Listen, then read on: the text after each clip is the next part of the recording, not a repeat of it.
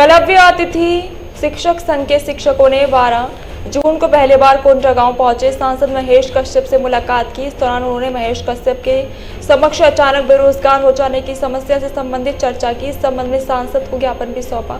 दरअसल एकलव्य विद्यालय के सभी पदों के लिए केंद्र सरकार के माध्यम से नियमित पदों पर भर्तियां हो चुकी हैं। इसके चलते वर्तमान में कार्यरत सभी अतिथि शिक्षक व अन्य कर्मचारी एकाएक बेरोजगार हो गए हैं। सांसद बनने के बाद पहली बार कोंडागांव पहुंचे महेश कश्यप से एकलव्य अतिथि शिक्षकों ने स्थानीय गायत्री मंदिर में मुलाकात की और उन्होंने ज्ञापन भी सौंपा। इस दौरान अतिथि शिक्षकों ने जानकारी देते हुए बताया कि पूरे प्रदेश में एकलव्य विद्यालय के 700 अतिथि शिक्षक लगभग 10 वर्षों से अध्यापन का काम निरंतर कर रहे हैं। अब केंद्र सरकार के माध्यम से उनके पद में नियमित शिक्षकों की भर्ती की गई।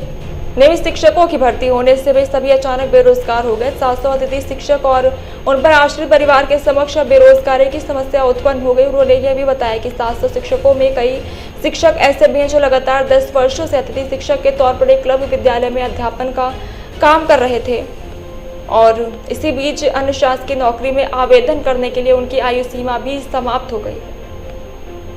जी, आपका नाम बताइए। मेरा नाम श्यामलाल सिन्हा, EMRS बेड़मा केसकालती डिस्ट्रिक्ट कोंडागांव। जी, बताएंगे आज आप लोग सभी एकत्र हुए हैं, सांसद से मिलने पहुंचे थे, किस तरह की समस्याएं हैं? सर, हम माननीय सांसद महोदय बस्तर लोकसभा क्षेत्र से मुलाकात करने आए थे। तो हमारे पदों पर जो है NESTS द्वारा सभी पदों पर भर्ती की गई है तथा बाहर के शिक्षकों को यहाँ पर नियुक्ति पत्र दे दिया गया है। हम लोग जिसके कारण बेरोजगार हो रहे हैं, शासन प्रशासन द्वारा से हम यही गुहार कर रहे हैं कि हम 700 शिक्षकों को बेरोजगार ना किया जाए, हमें रोजगार दिया जाए। तो बाहर के शिक्षक आकर यहाँ पर हल्बी, गोंडी, हिंदी, छत्तीसगढ़ी तथा अंग्रेजी तो पढ़ा पाएंगे, पर मूल भाषा जो है हिंदी, गोंडी, हल्बी, छत्तीसगढ़ी में जो है बच्चों को जो है ट्रांसलेट करके नहीं पढ़ा पाएंगे। हम शासन प्रशासन से यही गुहार लगाते हैं कि हमारे पदों को छोड़कर अन्य पदों पर भर्ती की जाए, हमारे पदों को छोड़ दिया जाए।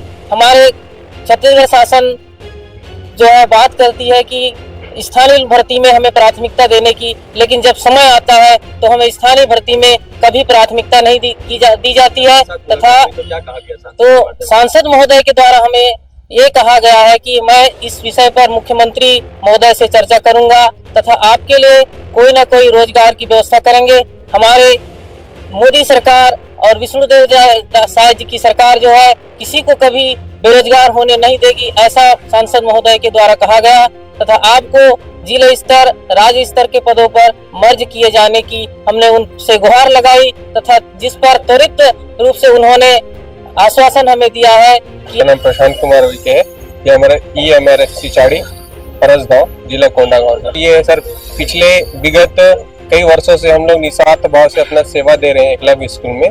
जैसे कि आप लोग को पता है कि जो एकलव्य स्कूल है ये सुदूर क्षेत्र के बच्चे, जो कि आदिवासी क्षेत्र के बच्चे हैं, ये जो कि लोकल हम लोग हैं, लोकल जो हम लोग भाषा से पढ़ा पाते हैं, हमारी लैंग्वेज को अच्छे से नहीं समझ पाते, जो बाहर से नियुक्ति दिए हैं जैसे कि पंजाब हो गया, बिहार हो गया, मध्य प्रदेश, ये लोग क्या सिखाएंगे?